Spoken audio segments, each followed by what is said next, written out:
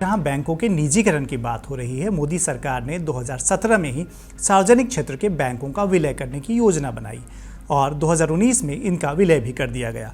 वैसे भी आज का यह दिन काफ़ी खास है। आज के दिन को याद करना इसलिए भी ज़रूरी है कि आज एक ऐतिहासिक दिन है। ऐतिहासिक इसलिए कि आज से 54 साल पहले आज ही के दिन एक अहम फैसला लिया गया था। फैसला था देश के 14 प्रमुख बैंकों के राष्ट्रीयकरण का, और यह फैसला लिया था उस वक्त की प्रधानमंत्री इंदिरा गांधी ने। इस फैसले का सबसे अहम असर यह हुआ कि गांव-गांव तक बैंकों की पहुंच हो गई। शहरी लोगों तक ही बैंक सीमित नहीं रहा।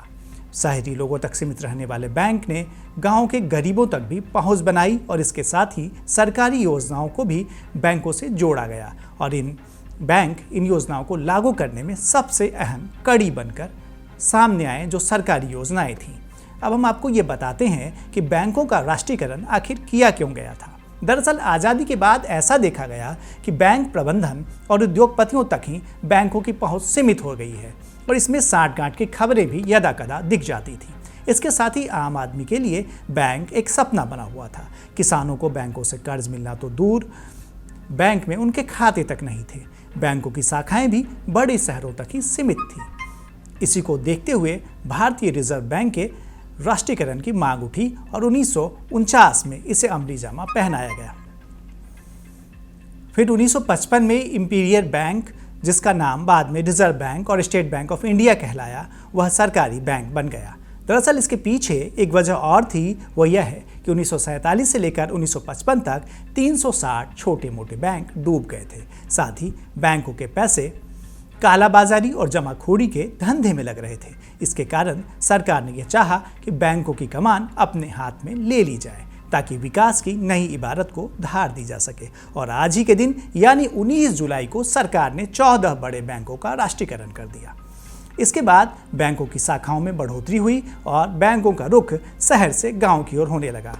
आंकड़ों की बात करें तो जहां जुलाई 1969 को देश में बैंकों की सिर्फ 8,322 शाखाएं थी, तो 2023 के आते आते ही आंकड़ा काफ़ी बढ़ गया। बैंकों के राष्ट्रीयकरण से फ़ायदा यह हुआ कि किसानों को बैंकों से लोन मिलने लग गया। इसके साथ ही छोटे व्यापारी, स्वरोजगार करने वाले लोग और छात्रों को भी कर्ज मिलने लगा। अब आज के दिन बैंकों की क्या चुनौतियां हैं, ये भी हम आपको बताते हैं। आज जहां बैंक के कर्मचारी अपनी जायज़ मांगों को लेकर लगातार हड़ताल और प्रदर्शन कर रहे हैं और उनकी मांगों को नज़रअंदाज किया जा रहा है। बैंकों का एकीकरण तेजी से हो रहा है। इसके साथ साथ राष्ट्रीय बैंकों के निजीकरण की बात भी तेजी से हो रही है।